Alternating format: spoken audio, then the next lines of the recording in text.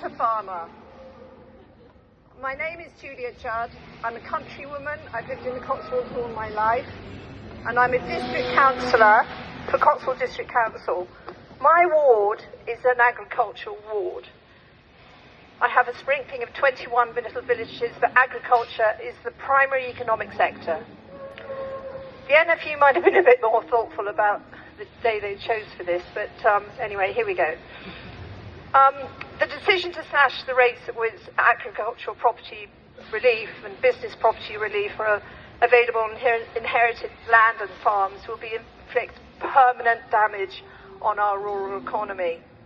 Labour have gone back on their pre-election promise to leave farms out of IHT reform, and this inheritance tax burden will affect hard-working family farms up and down the country.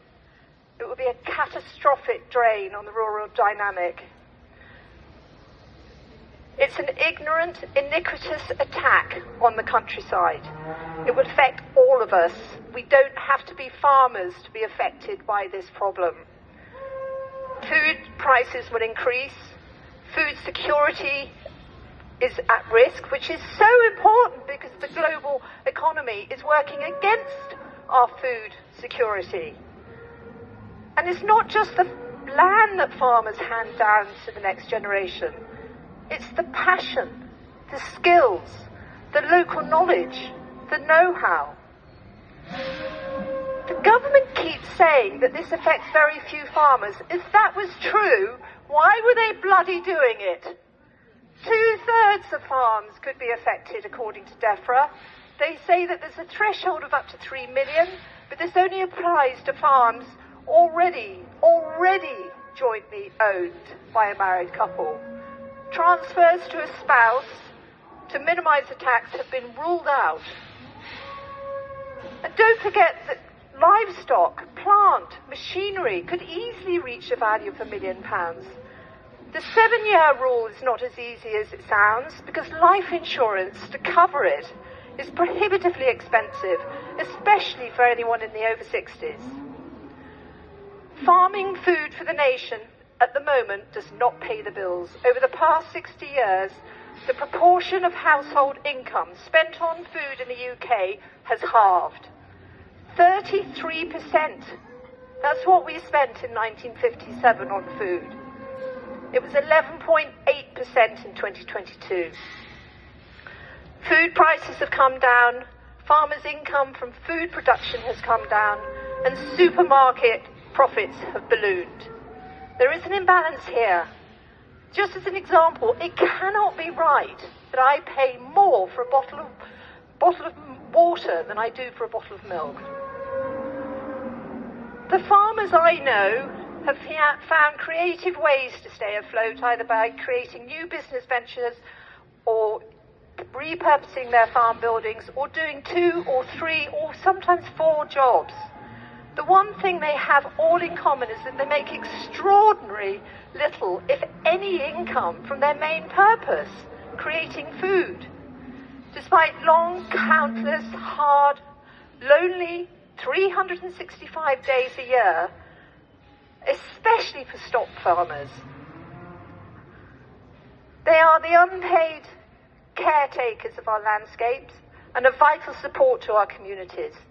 In my neck of the woods, my farmers tow our HGVs stuck in my little valleys, open up their land to field sports. They hold community events, they clear snowdrifts. Do you remember those? They clear drains, they move fallen trees. They don't get paid for it. They don't get thanked for it. They just do it because they're decent country people. Red tape, dystopian legislation, TB, flooding, drought, eye-watering cost of machinery, erratic market forces causing havoc with cash flow and income. On top of that, the government has set an increase on the minimum wage and national employers' national insurance payments and a carbon tax that will add about 20% to the cost of fertiliser. Either farmers have to make money doing something else, or enormous agribusinesses with experts to work around the business taxes. They'll pay a lot less than you farmers, I can promise you, and they'll probably not be from the UK. Family farms are the lifeblood of the countryside, and unless we can get the government to change their plans, they will become a thing of the past along with the bucolic idyll that Britain is so loved for.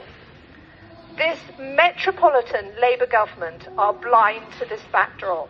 They can only see the asset value of your farms and your land. They view you, farmers and landowners, as privileged. They do not understand that securing the asset within farming families is offset by the complexities they face and the tough demands of farming life. The business of farming is unique. It cannot and should not be compared to any other business. Sadly, the farming voice is not loud enough in government at the moment. We lost nearly all of our farming MPs in the last election. I've read, I don't know this for a fact, but I'd like to find out, that there are only 3 elected MPs who farm.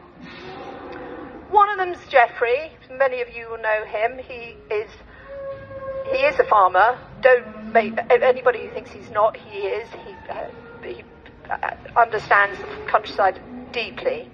But the imbalance of rural versus urban voters means that even rural constituencies are elected by an urban head count rather than the undervalued, mostly law-abiding rural community.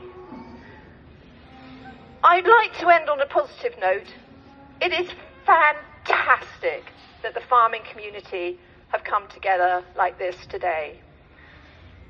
We have much broader support than any of us would have imagined.